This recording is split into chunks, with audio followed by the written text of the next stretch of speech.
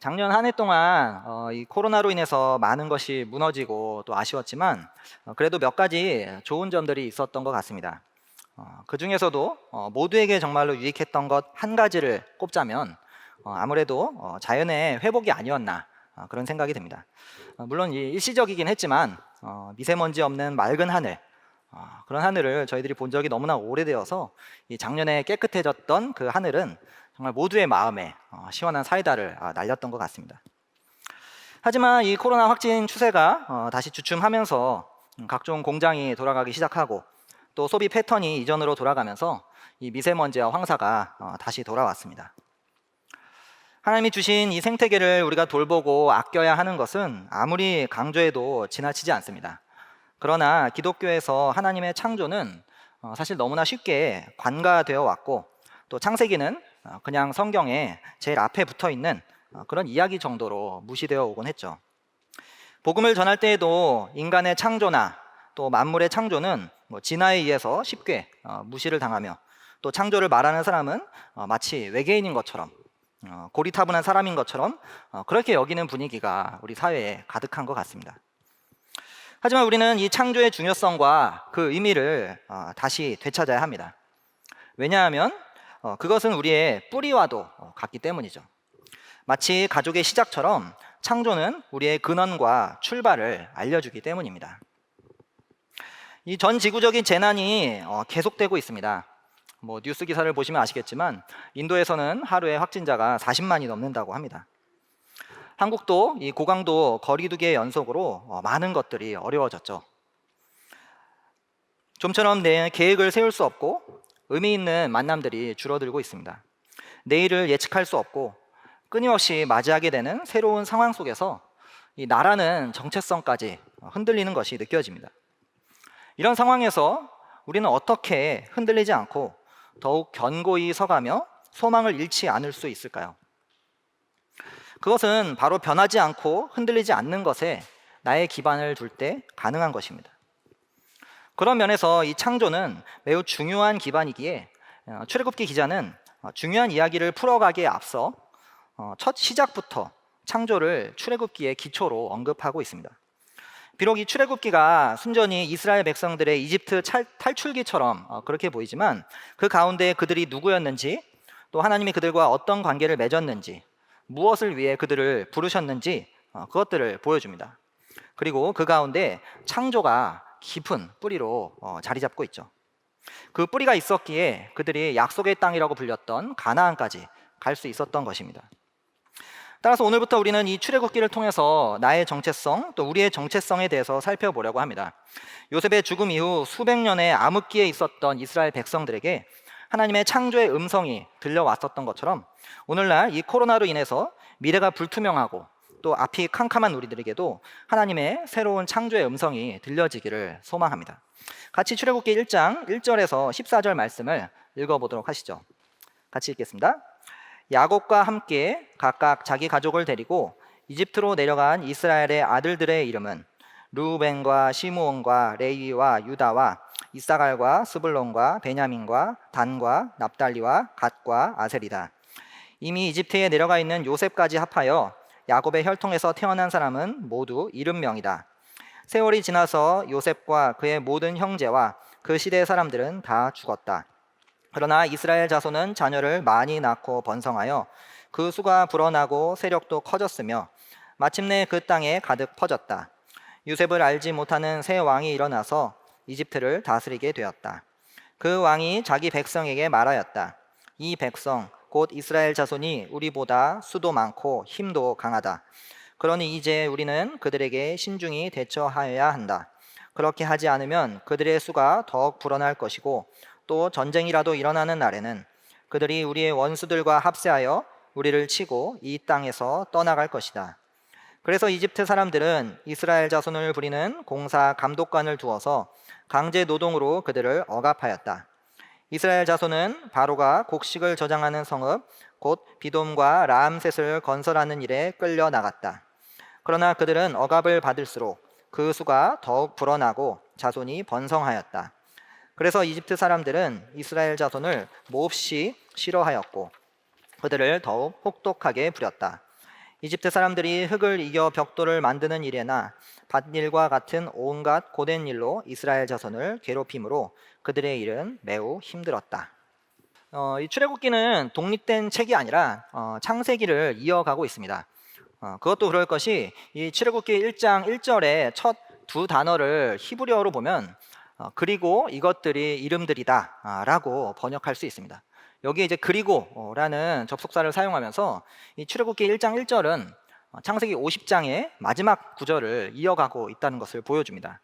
원래 성경은 장절이 없고 후대 학자들이 이제 장절을 넣었는데요. 그것은 이제 성경을 구분하기 쉽게 하기 위해서 그렇게 넣었던 것이었습니다. 그래서 원래 한 권에 이제 모세가 썼다고 추정되는 창세기, 출애굽기, 레위기, 민수기, 신명기 이 5권의 책들은 늘 하나의 세트로 묶여졌으며 또 연결되는 이야기로 이집트 백성들에게는 읽혀졌던 것이죠. 그런데 이 출애굽기가 창세기 50장의 마지막 이야기만을 이어가지는 않습니다. 창세기 46장의 내용도 이어가고 있는데요. 왜냐하면 출애굽기 1장 1절에 히브리어 처음 단어 6단어는 정확하게 창세기 46장 8절에 히브리어 6단어와 일치하기 때문입니다. 그리고 창세기 46장 9절부터는 야곱과 함께 이집트에 내려간 70명의 자손들의 이름이 열거되고 있죠. 마찬가지로 이 출애굽기 1장 2절에서 5절도 이집트에 거주한 야곱의 아들들이 이름이 열거되고 또 그 후손이 70명이 된다고 기록하고 있습니다. 이런 이름의 열거를 우리는 이제 족보라고 부르는데요. 성경 곳곳에 이런 족보가 사용되는 것을 우리가 볼 수 있습니다.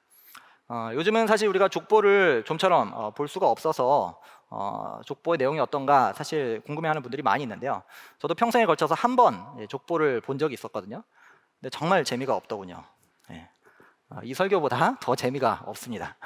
얼마나 재미없는지 여러분 감이 잡히시겠죠? 성경에 이런 족보가 사용될 때는 주로 열거된 백성들의 정체성과 소명을 상기시키기 위한 목적을 담고 있습니다. 즉 그들이 어디에서 왔는지 또 무슨 사명을 지녔는지를 알려주는 것이죠. 그런데 이 출애굽기 1장 2절에서 5절의 이름 열거 순서는 또 희한하게 창세기 46장의 이름 열거 순서를 따르지는 않습니다. 오히려 창세기 35장에서 23절, 26절에서의 열거 순서를 따르고 있는데요. 야곱의 아내들이 첩까지 포함해서 모두 4명이 있었는데 그에 따라서 자녀들의 순서를 다르게 언급할 수가 있습니다. 그런데 지금 이 출애굽기 1장 2절에서 5절에서 언급되는 이 족보는 창세기 46장에 그래서 하나님의 약속만이 아니라 창세기 35장에서 나타나는 하나님의 약속, 그리고 창세기 50장에서 요셉의 죽음 가운데 언급한 하나님의 약속을 연결하고 있는 것입니다. 그 약속들이 무엇일까요? 제가 강의 안에 좀 넣어드렸는데요. 창세기 35장에서의 하나님의 약속은 35장 11절에서 20절에서 말하고 있습니다. 야곱의 후손들이 많아질 것이고 또 조상들에게 약속한 땅을 주시겠다는 것입니다. 많은 자손과 땅에 대한 약속인 것이죠. 그리고 창세기 46장에서는 3절, 4절에서 약속을 말하고 있습니다. 하나님께서 이집트로 내려가길 두려워하는 야곱에게 격려하시면서 큰 민족이 되게 하시고 또 함께 이집트에 내려갔다가 다시 데리고 나오시겠다는 약속입니다. 즉 많은 민족과 출애굽을 약속하시는 것이죠. 그리고 창세기 50장의 이야기는 요셉이 임종 직전에 후손들에게 당부하는 내용입니다. 24절, 25절에서 말하고 있는데요. 하나님께서 반드시 이스라엘 백성들을 돌보시고 이집트 땅에서 인도하셔서 이 조상들에게 맹세하신 땅으로 이르게 하실 거라는 그 약속입니다. 역시 출애굽과 땅에 대한 약속인 것이죠. 종합해보면 출애굽기 1장 1절에서 5절은 창세기에서 하나님께서 약속하셨던, 야곱에게 약속하셨던 그 약속들을 다시 상기시키는 그러한 장치입니다. 많은 자손에 대한 약속, 땅에 대한 약속, 출애굽에 대한 약속을 말하고 있는 것이죠. 창조에 하나님께서 주셨던 그 약속들이 이제 하나 둘 이루어질 것을 암시하고 있는 것입니다. 그런데 세월이 흘러서 요셉과 그의 형제들과 그 세대의 모든 사람들이 죽어버렸습니다. 그리고 그 후손들은 어떻게 되었을까요? 7절에 출애굽기 기자는 놀라운 기록을 하고 있습니다. 자손들이 자녀를 많이 낳고 번성하고 수가 불어났고 세력도 커졌고 땅에 가득 퍼졌다라고 말하고 있습니다. 즉 자손에 대한 약속이 이루어졌음을 말하고 있는 것이죠. 근데 놀라운 것은 이 출애굽기 1장 7절은 창세기 1장 28절의 창조의 축복이 그대로 이루어졌다는 것을 말하고 있습니다. 같이 창세기 1장 28절을 한번 읽어볼까요? 같이 읽겠습니다. 하나님이 그들에게 복을 베푸셨다. 하나님이 그들에게 말씀하시기를 생육하고 번성하여 땅에 충만하여라. 땅을 정복하여라. 바다의 고기와 공중의 새와 땅 위에서 살아 움직이는 모든 생물을 다스려라 하셨다. 이 창세기 1장 28절을 보시면 생육하고 번성하고 땅에 충만하여라, 땅을 정복하라, 모든 생물을 다스리라 하고 하나님께서 사람들에게 복을 주십니다. 여기서 창세기 1장 28절에 생육하고 번성하여 충만하라, 이 세 단어가 정확하게 출애굽기 1장 7절에서 사용되고 있습니다. 이 동일 단어를 이제 다르게 번역해서 조금 het갈릴 수가 있는데요. 출애굽기 1장 7절에서 많이 낳고에 해당하는 단어가 창세기 1장 28절에서는 생육하고 라고 번역한 단어입니다. 그리고 출애굽기 1장 7절에서 수가 불어나고에 해당하는 단어가 창세기 1장 28절에서 번성하고 라고 번역한 단어입니다.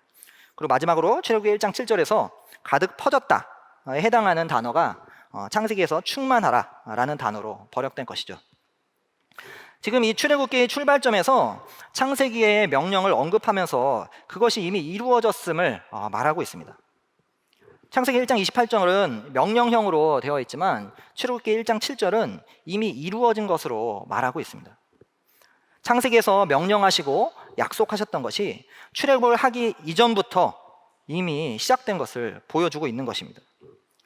특히 출애굽기 1장 1절에 이스라엘 아들들과 또 1장 7절에 이스라엘 자손이라는 표현은 히브리어로 동일한 단어입니다. 동일 단어를 사용하면서 야곱의 가족 수준에 머물렀던 이 70명이 오랜 시간이 흐르면서 거대한 민족이 되었다는 것을 말하고 있는 것이죠. 그런데 이 출애굽기 1장 7절과 창세기 1장 28절에서는 약간의 차이가 있습니다. 출애굽기에서는 창세기에서 사용하지 않은 두 단어가 포함되어 있는데요.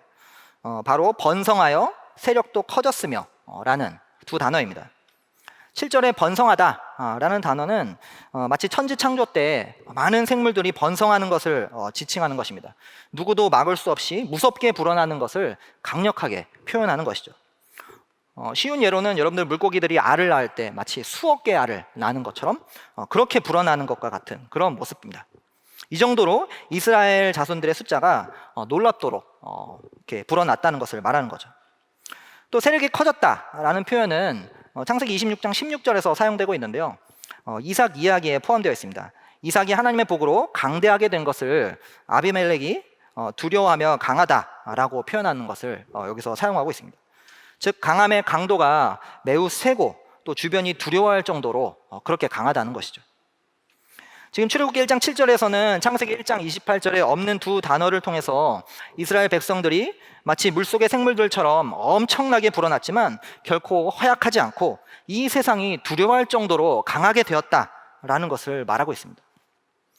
마치 창세기 1장에서 하나님의 창조가 강력한 생명력으로 가득 차서 모든 것이 이루어진 것처럼 이 출애굽기 1장에서도 이스라엘 백성들이 하나님의 창조의 생명력이 가득하여서 아무도 막을 수 없다는 것을 보여주고 있는 것이죠. 지금 이 출애굽기 서두는 이스라엘 백성들의 현 상황이 하나님의 창조와 긴밀하게 연결되어 있음을 보여주고 있습니다. 이를 통해서 하나님께서는 우리에게 무엇을 말씀하시는 걸까요? 이스라엘 백성들이 이집트에서 탈출한 것이 야곱의 가족이 이집트에 내려온 이후 자그마치 430년이 지나고 나서였습니다. 따라서 창세기 50장과 출애굽기 1장의 간격은 시간적으로 약 350에서 390년에 가까운 것으로 추정이 됩니다. 이 말이 350에서 390년이지 정말 엄청난 시간이거든요. 이 비슷한 공백 기간을 혹시 여러분 아시나요? 바로 구약과 신약의 사이입니다. 구약의 말라기 이후 400여 년의 암흑기가 지나고 나서야 하나님의 말씀이신 예수 그리스도가 이 땅에 오십니다. 이 신약과 구약의 중간기에 하나님께서 말씀하시지 않았던 것처럼 창세기와 출애굽기 사이에는 하나님께서 누구에게도 직접적으로 말씀하지 않으십니다. 하나님께서 누군가에게 직접적으로 말씀하신 것은 창세기 46장에서 야곱 이래로 출애굽기 3장에 가서 모세를 부르시는 장면에 가서야 나타납니다. 이 기간이 무려 약 400년에 달하고 있죠. 그럼 이 기간 동안 하나님은 무엇을 하고 계셨을까요? 신구약 사이에 하나님은 메시아의 출현을 준비하셨듯이 마찬가지로 창세기와 출애굽기 사이에 하나님은 당신의 백성이 준비되도록 하셨고 출애굽을 이끌 모세를 준비하셨습니다.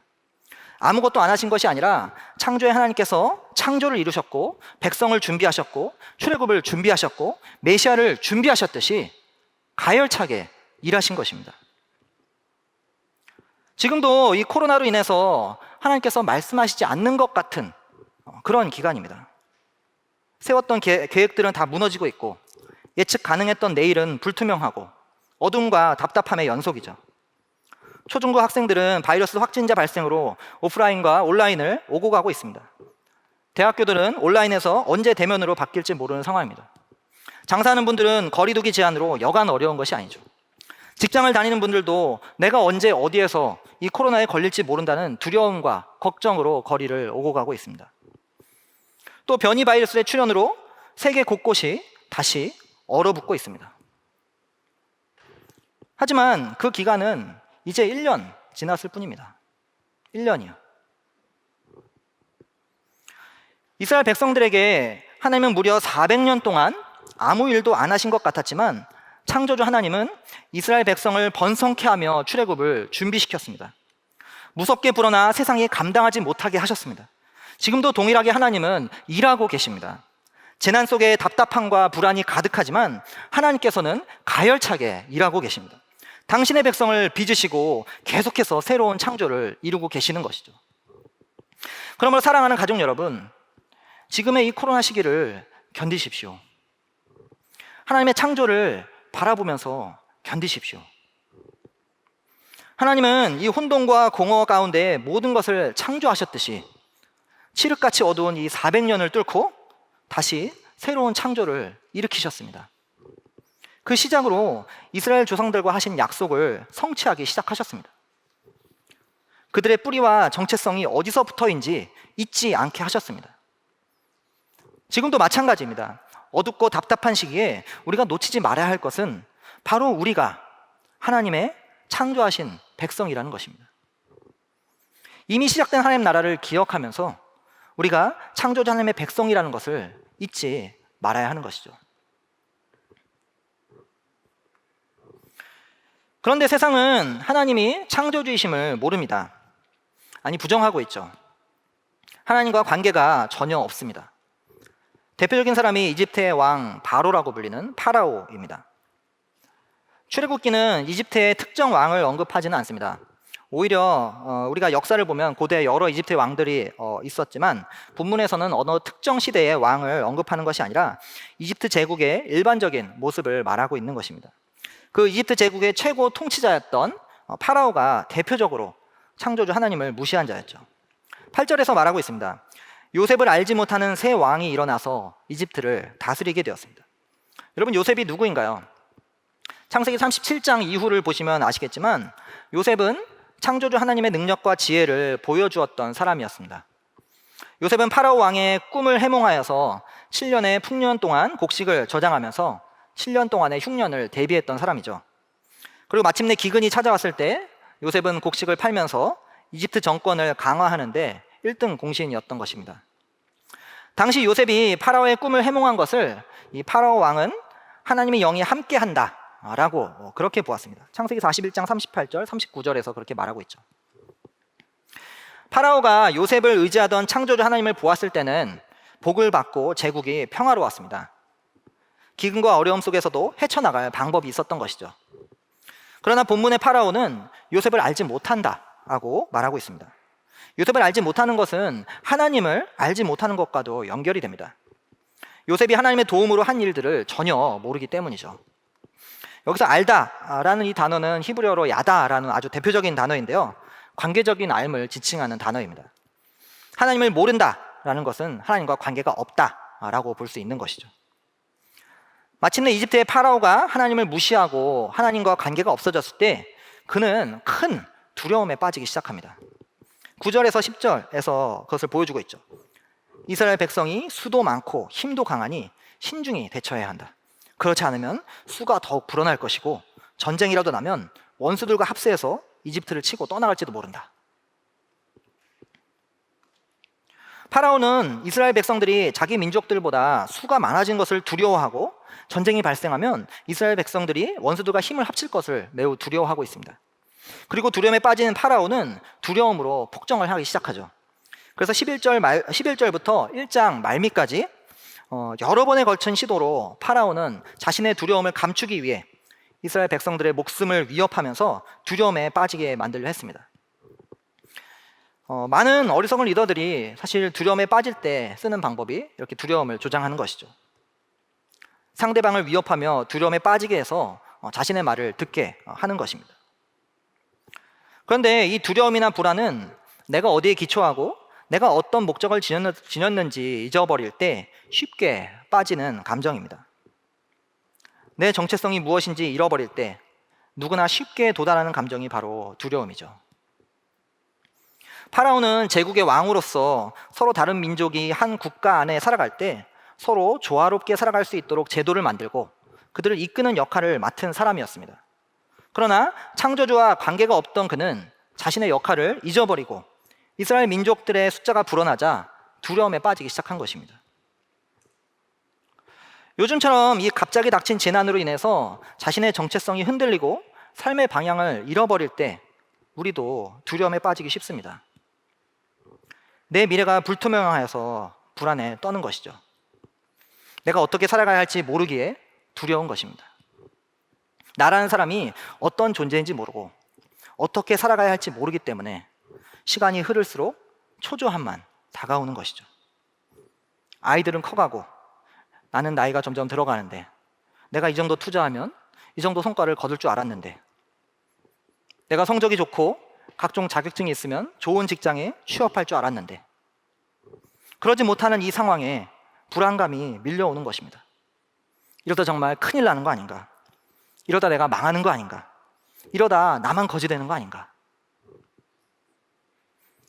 우리는 우리의 정체성을 하나님의 창조에 두어야 합니다. 그것이 이 두려움의 늪에서 빠져나올 수 있는 해답입니다. 창조주이시자 주권자이신 하나님께서 이 코로나의 상황에서도 우리를 이끄실 것이라는 그 믿음이 있어야 불안과 혼돈 속에서도 나아갈 수 있는 것입니다. 나의 뿌리를 내 노력이나 남과의 비교에 놓는 것이 아니라 변하지 않는 창조주 하나님께 놓을 때 이 풍파 가운데서도 흔들리지 않을 수 있는 것입니다. 그러나 이 파라오만이 아니라 이집트의 백성들도 하나님의 주관하심을 잊어버렸을 때 이 제국의 시스템을 자기 이익의 극대화로 바꾸어 이스라엘 백성들을 억압하고 있습니다. 9절에서 10절에서 파라오는 우리라고 부르면서 이집트의 백성들도 자신과 같이 창조주 하나님께 대적하게 합니다. 그리고 파라오도 하나님과 관계가 없고 이집트의 백성들도 하나님과 관계가 없자 이 제국의 기반은 강자가 약자를 부리는 노예제에 두게 되는 거죠. 11절에서 14절에서 그것을 잘 말해주고 있습니다. 이스라엘 백성들은 파라오의 곡식 저장 성읍인 비돔과 라암셋을 건설하는 일에 강제로 동원되었습니다. 이집트 사람들은 이스라엘 백성들을 혐오하고 혹독하게 부렸죠. 온갖 고된 일로 이스라엘 백성들을 괴롭혔던 것입니다. 이 비돔과 라암셋, 이거 발음을 좀 잘 하셔야 되는데요. 비듬과 남셋이 아니고 역시 재미가 없네요. 비돔과 라암셋은 단지 곡식 저장소가 아니라 이집트 북동쪽에서 침략해오는 적들로부터 이집트를 보호하는 군사기지 역할을 했던 곳이기도 합니다. 그래서 상당한 규모로 건설되었을 것이고 여기에 동원된 노동력도 상당했던 것이죠. 단지 파라오의 이익만이 아니라 이집트 제국의 이익을 위해서 이집트 백성들은 이스라엘 백성들을 노예로 부리고 고된 노동을 시켰던 것입니다. 창조주 하나님과 관계가 없는 사람들은 사람을 부품으로 보기 쉽습니다. 자본주의 사회에서 너무나 쉽게 타인들을 도구로, 부품으로 보게 되죠. 왜냐하면 이 돈이 가장 최고의 가치를 지니기 때문입니다. 돈을 벌기 위해서, 좋은 결과를 내기 위해서 사람이 망가지든지 말든지, 사람이 아프든지 말든지 별로 상관하지 않습니다. 사람의 인격을 무시하고 자신의 인격도 망가져가는 것이죠. 창조주 하나님을 무시하고 내가 창조주인 것처럼 살아가는 세계에서는 나의 이익만이 가장 중요하기 때문입니다. 또 하나님의 창조를 모르는 백성들은 이 창조를 기반으로 살아가는 백성들을 억압합니다. 11절에 그들을 억압하였다. 12절에 그들은 억압을 받을수록 13절에 더욱 혹독하게 부렸다 라고 말하고 있습니다. 오늘날 우리는 너무나 쉽게 경험하고 있죠. 이 코로나 이전에도 기독교에 대한 무시나 비난이 있었지만 사실 지금과 같은 정도는 아니었습니다. 이제는 대놓고 들으라고 비난하며 정죄하고 무시하고 있죠. 뉴스 기사에 달린 댓글이나 게시판에 달린 익명의 글들을 보면 정말로 처참합니다.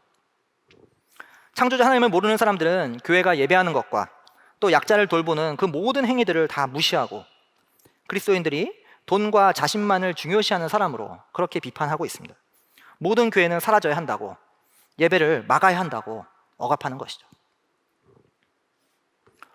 그러나 창조주 하나님과 관계가 없는 자들은 결국 하나님의 심판을 면치 못합니다. 모세가 태어나고 80년이 지나서 또 다른 요셉을 알지 못하는 새로운 파라오가 세워졌습니다. 그리고 이집트 백성들도 계속해서 파라오와 더불어 이스라엘 백성들을 억압하며 창조주 하나님을 대적했습니다. 이들은 하나님의 창조를 모르기에 마침내 10가지 재앙을 통해서 모든 것의 주관자이신 하나님을 직면하게 되죠. 그런데 흥미로운 것은 이 10가지 재앙이 역창조의 모습으로 나타난다는 것입니다.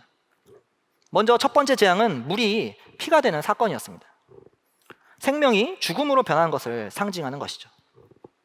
창조가 혼돈으로 돌아가는 것을 보여줍니다. 그리고 나일강이 피가 된 이후 7일이 지났다는 표현은 천지창조에서 7일을 상기시키는 그런 표현입니다. 강물이 7일 동안 핏물이 되어 있었다는 것으로 이 첫 번째 재앙이 마무리되고 있죠. 그리고 이어지는 재앙들은 모두 하나님이 지으신 피조물들이 파괴되거나 인간과 동식물에 해를 끼치는 그런 모습으로 진행됩니다.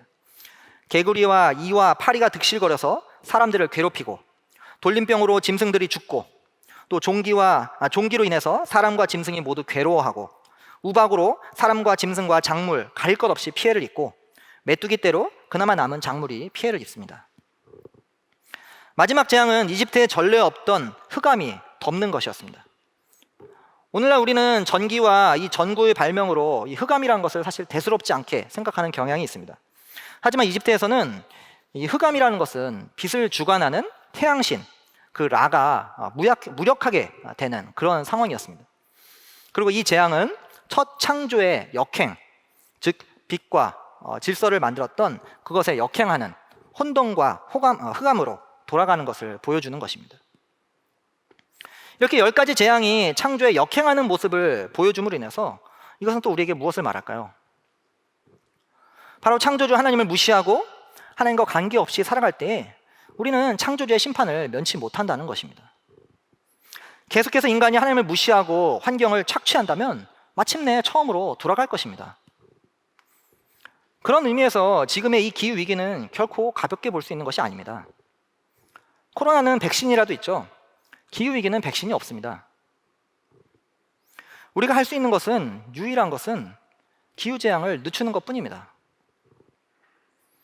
하나님 나라가 이미 시작된 것처럼 하나님의 심판도 이미 시작되었고 마지막을 향해서 나아가고 있습니다. 하나님을 밀어내고 창조 세계를 마음껏 주무르던 인간들은 마침내 이 역창조의 심판으로 최후를 준비해야 합니다.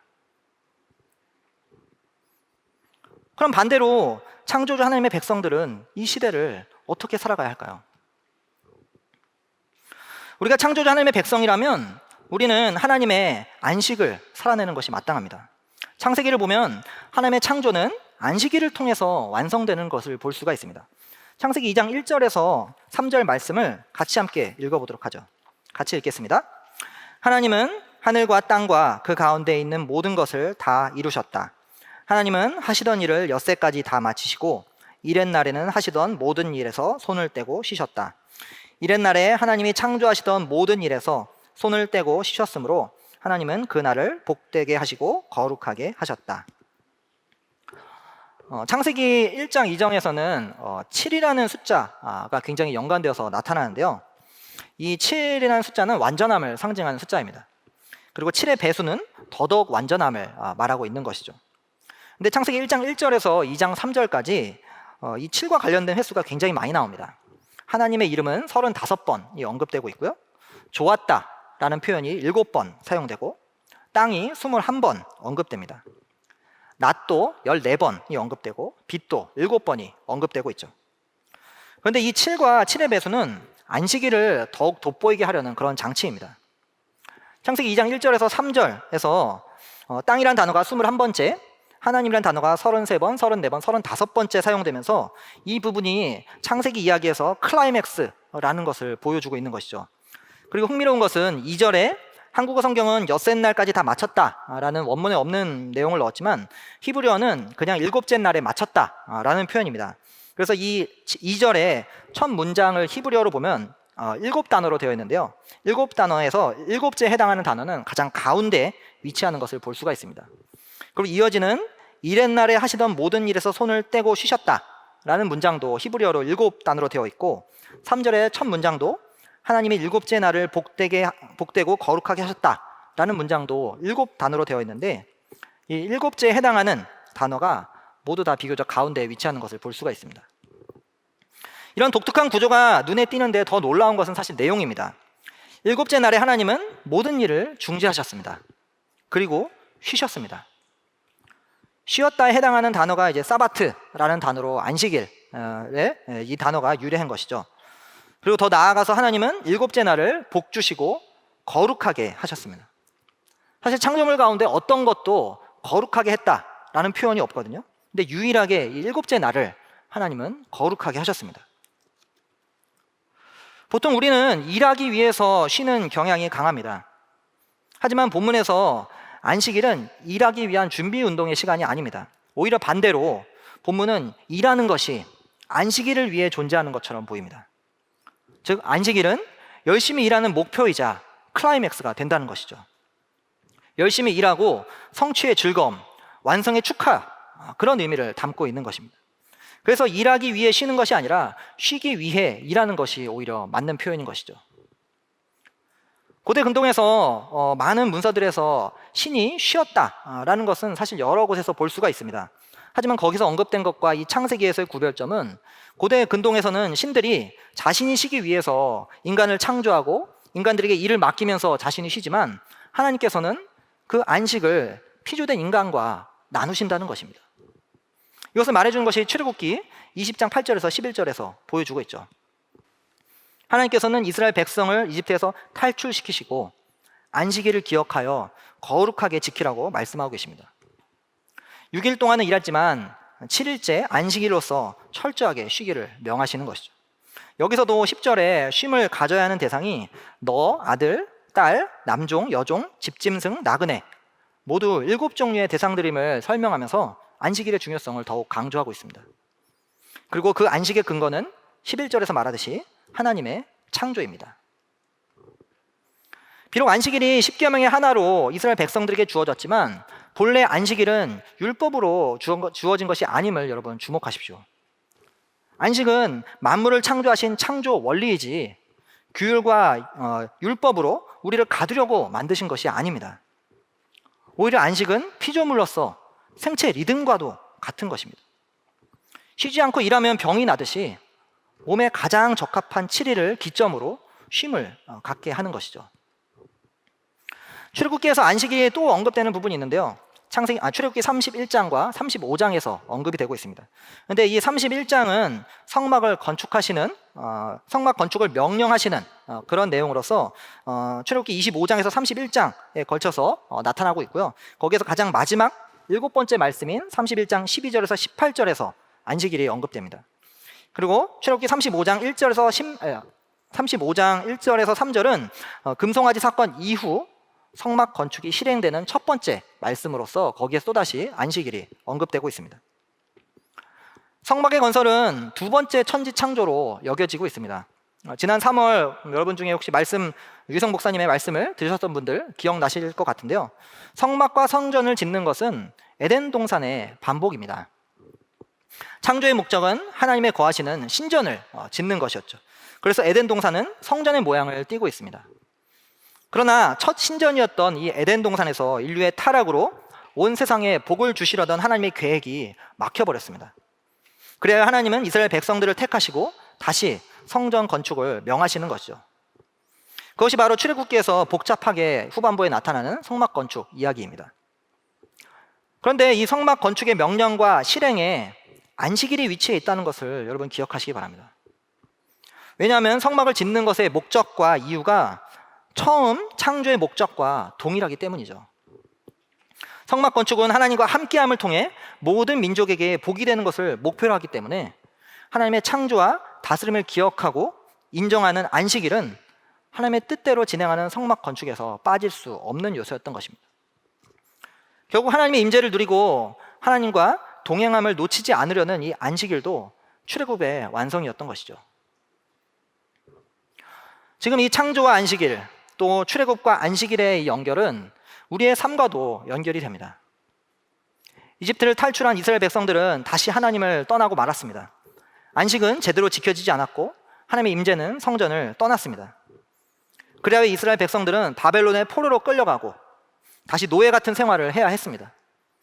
하나님께서 은혜를 베푸셔서 그들을 이 포로에서 다시 약속의 땅으로 돌아오게 하셨지만 여전히 그들은 하나님을 거부하고 또다시 로마 제국의 속국이 되고 말죠. 그러자 이전과는 전혀 다른 새로운 출애굽이 일어났습니다. 그것은 바로 예수 그리스도의 십자가와 부활 사건입니다. 예수님의 십자가와 부활 사건은 우리를 제국의 노예에서 하나님 나라 백성으로 창조하신 사건입니다. 이것은 이전과는 전혀 다른 완전히 새로운 창조입니다. 우리가 어머니 뱃속에서 태어났기 때문에 이 창조되었다는 것이 사실 잘 와닿지 않죠. 그러나 우리는 하나님이 새롭게 창조하신 백성입니다. 여태껏 하나님의 백성은 유대인에게만 국한되었습니다. 그러나 새롭게 창조된 이 창조의 백성들은 모든 민족과 지역과 계층과 성과 나이와 기질과 개인의 선호도를 다 뛰어넘습니다. 또 여태껏 하나님의 임재는 성전이라는 외부 건물에 국한되었는데 이제는 성전된 우리 각각 내부에 머무십니다. 이스라엘 백성들이 출애굽을 통해 하나님의 통치를 받게 되듯 새로운 출애굽을 경험한 자들은 이제 새로운 나라의 통치를 받게 되죠. 이것은 새로운 창조입니다. 이전과 전혀 다른 새로운 종류의 창조입니다. 우리는 새로운 피조물이 된 것입니다. 이전 것은 지나갔으니 보십시오. 새로운 피조물입니다. 여러분 이것을 믿으시나요? 우리가 새로운 창조로 지어진 하나님의 백성임을 믿으시나요?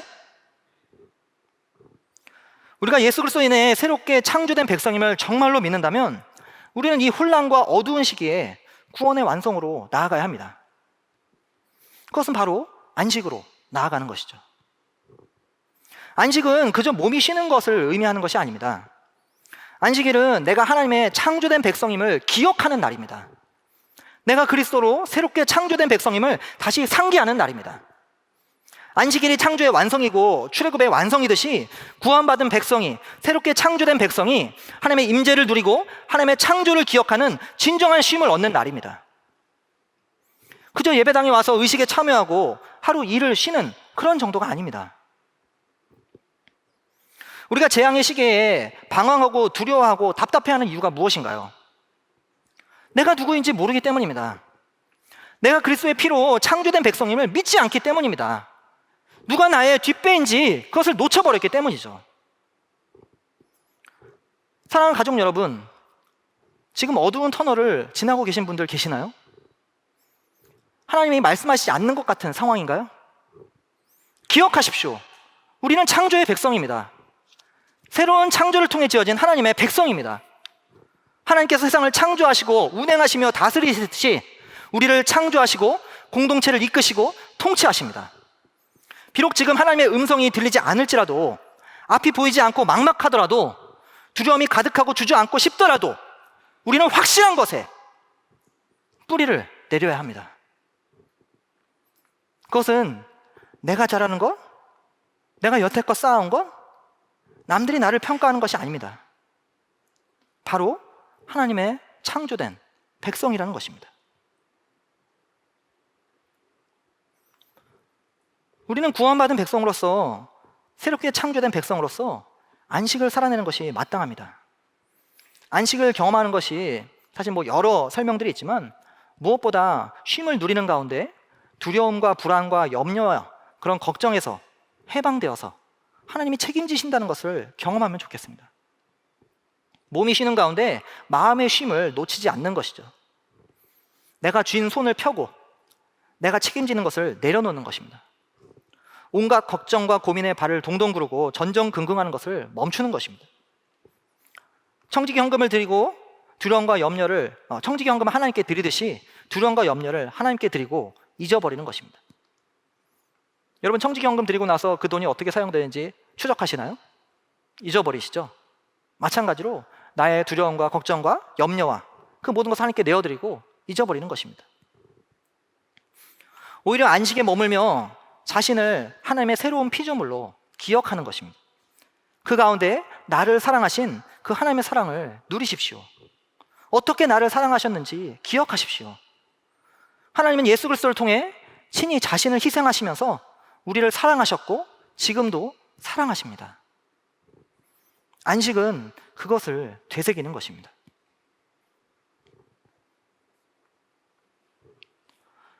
우리가 하나님의 창조된 백성이라는 사실은 우리에게 큰 위로를 줍니다. 이 진리는 이집트의 노예로 살아가던 이스라엘 백성들에게도, 바벨론의 포로된 이스라엘 백성들에게도, 오늘날 코로나로 혼란스럽고 앞이 캄캄한 우리들에게도 소망을 줍니다. 너는 내가 창조한 백성이다. 내가 너를 주관한다. 내가 너의 하나님이다. 이 메시지는 여전히 오늘날에도 유효합니다. 창조는 우리가 모두 하나님으로 인해서 연결되어 있음을 주지시킵니다. 길을 걷다가 하늘을 보십시오. 또 나무를 보십시오. 날아가는 새들을 보십시오. 그 모든 만물을 하나님이 만드셨습니다. 그 가운데 나를 창조하셨습니다.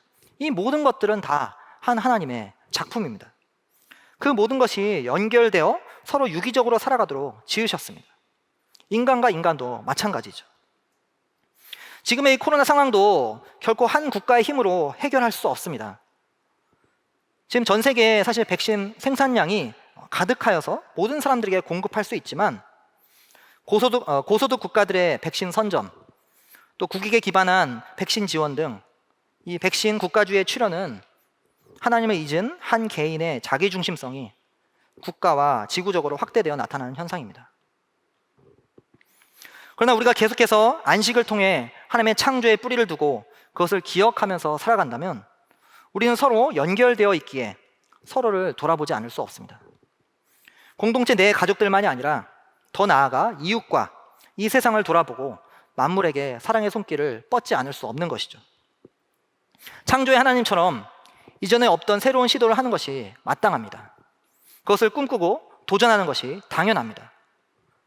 우리의 정체성을 계속 기억하고 인식하며 살아갈 때 누가 하라고 하지 않아도 창조된 백성으로서의 삶은 바뀌기 마련입니다. 우리가 창조에 다시 뿌리를 둔다면 우리의 삶은 달라질 수밖에 없습니다. 사랑하는 가족 여러분, 우리는 창조된 백성인가요? 네, 우리는 하나님이 친히 창조하신 백성입니다. 코로나의 이 어려운 시국 가운데 이것을 기억하시면서 계속해서 견뎌가시는 우리가 되기를 소망합니다. 우리 1분간 오늘 말씀 가운데 내게 하신 말씀을 듣는 시간을 갖도록 하겠습니다.